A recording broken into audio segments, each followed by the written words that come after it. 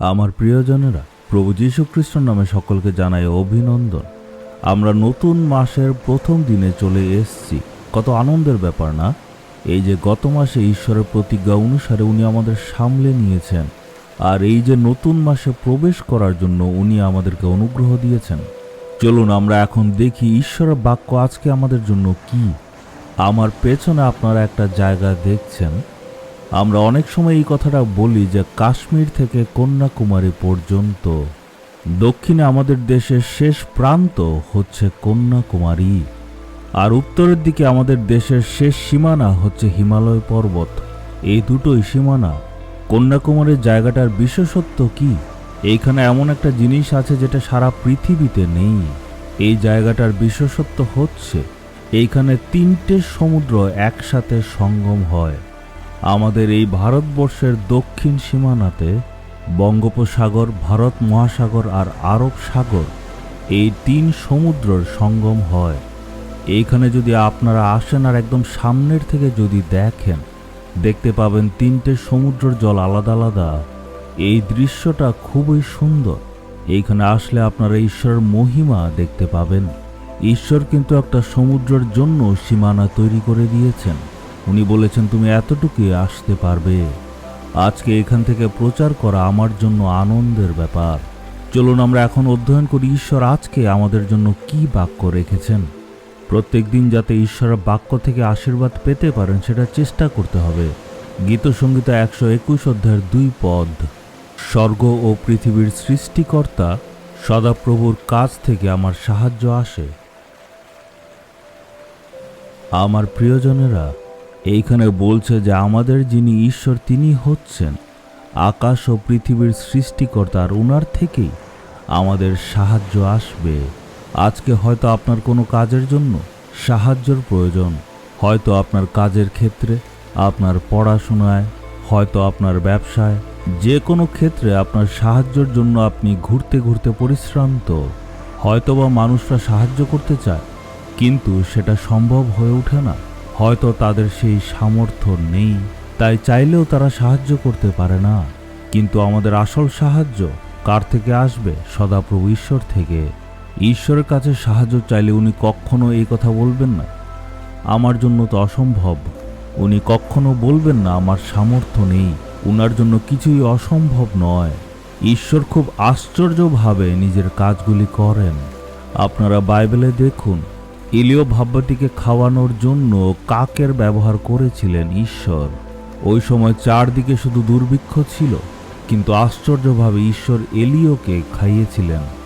আপনারা ভাবুন, সারা দেশে খাদ্য নেই, কিন্তু ঈশ্বর এলিও ভাব্যাটিকে এক বিধবার ঘরে নিয়ে গেলেন, আর সেইখানে সে খাদ্য পেল। আর মরুভূমিতে যখন সে ছিল আর অনেক নিরাশার মধ্যে চলে গিয়েছিল, সেইখানে স্বর্গদূতের দ্বারা এলিও ভাব্যাটিকে উৎসাহ দিয়েছিলেন। আমাদের সদাপ্রভু ঈশ্বর উচিত সময়ে সাহায্য করেন। তাই আমাদের কি করতে হবে? প্রত্যেকটা সময় ঈশ্বরের দিকে তাকাতে হবে। তখন আশ্চর্যভাবে ঈশ্বর আপনাকে সাহায্য করবেন। আমাদের যে সেবা কাজ, সেইখানে আমরা ঈশ্বরের আজ্ঞা অনুসারে একটা হাসপাতাল নির্মাণ করেছি। সেটার নাম হচ্ছে নিউ লাইফ হসপিটাল। আর এখান থেকে গ্রামের গরিবদেরকে আমরা বিনামূল্যে সেবা করি। আবার কিছু ক্ষেত্রে আমরা কম টাকায় চিকিৎসা করি। নানাভাবে আমরা সাহায্য করি। যখন এটার নির্মাণ প্রায় শেষ, তখন অ্যাম্বুলেন্স নেওয়ার পরিকল্পনা করছিলাম। আমরা ভেবেছিলাম সাধারণ অ্যাম্বুলেন্স কত আর হবে, কিন্তু খবর নিয়ে দেখলাম 20 থেকে 25 লাখ দাম।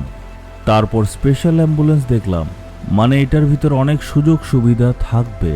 মানে আপাতকালীন পরিস্থিতিতে সে অ্যাম্বুলেন্সের মধ্যে রোগীকে চিকিৎসা করার জন্য যা যা সুযোগ সুবিধা লাগবে সেগুলো সেখানেই পাওয়া যাবে। সেটার দাম যখন জিজ্ঞেস করলাম, তখন বলল এই স্পেশাল অ্যাম্বুলেন্সের দাম কম করে হলেও 45 লাখ। আমরা শুনে ভাবলাম 45 লাখ বড় টাকা। এত টাকা কোথায় পাবো? অনেকে বলল এমন অ্যাম্বুলেন্স তো ছোট হাসপাতালে থাকে না, বড় বড় হাসপাতালে থাকে। রোগীদের জীবনটা রক্ষা করতে এমন ধরনের স্পেশাল অ্যাম্বুলেন্স সেই হাসপাতালগুলি রাখে। আমি ভাবছিলাম এত টাকা কোথা থেকে আসবে, কিন্তু এই গ্রামের গরিবদের জন্য এমন সুবিধা থাকতেই হবে। তখন আমি প্রার্থনা করে বললাম, হে প্রভু, আমি কি করব? এই প্রার্থনাটা আমি মনে মনে ঈশ্বরের কাছে করলাম। আর এটা নিয়ে আমি এমন না যে উপবাস প্রার্থনা করেছি, আমি শুধু মনে মনে বলেছিলাম, প্রভু, এমন ধরনের ভালো সুযোগ সুবিধা এই গ্রামের মানুষদেরকে আমার দিতেই হবে। আর ঠিক কিছুদিন পরে একজন ব্যক্তি আমাকে ফোন করে বলল, সেই ব্যক্তিটা বয়স্ক ছিল। সে আমাকে বলল, আমি এই হাসপাতালের জন্য কিছু দান করতে চাই, কাউকে পাঠান। আমি কিছু সেবকদের সেইখানে পাঠালাম। উনি তাদের একটা চেক দিলেন। সেই চেকে লেখা ছিল ৪৫ লাখ। এক ব্যক্তি এক চেকে ৪৫ লাখ টাকা দিয়েছে। আমি এই অ্যাম্বুলেন্সের জন্য কারোর কাছে চাইনি, কাউকে বলিনি, কিন্তু ঈশ্বর আমার মনের কথা শুনে সঠিক সময়ে উত্তর দিলেন, আর সেটা সঠিক সময়ে দিলেন। আপনিও চিন্তা করবেন না, কারণ আপনার সাহায্য আসবে। এই সাহায্যের জন্য এদিক ওদিক ঘোরাঘুরি করার কোনো প্রয়োজন নেই। সাহায্য ঈশ্বর থেকে আসবে। আপনার নিজের চেষ্টায় কিছু হবে না। ঈশ্বরের উপর বিশ্বাস রাখুন, সাহায্য পাবেন। এখন যখন সেই অ্যাম্বুলেন্সকে আমি দেখি, ঈশ্বরের অনুগ্রহের কথা মনে পড়ে। ঈশ্বর একটা অলৌকিক কাজ করেছিলেন। আশ্চর্যজনক ঈশ্বর। এই মাসের যা সাহায্য প্রয়োজন সেই সব কিছু আপনি ঈশ্বর থেকে পাবেন। কেবলমাত্র এই মাসটা নয়, সারা জীবন আপনি সাহায্য পাবেন সেটা ঈশ্বর থেকে।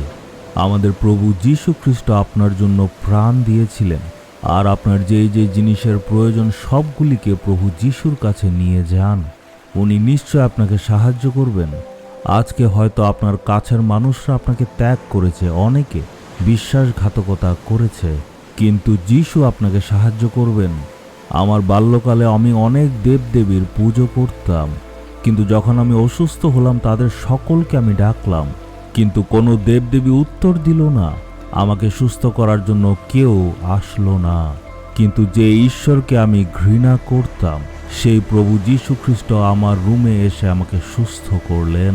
আর এখন পর্যন্ত উনি আমায় সুস্থ রেখেছেন।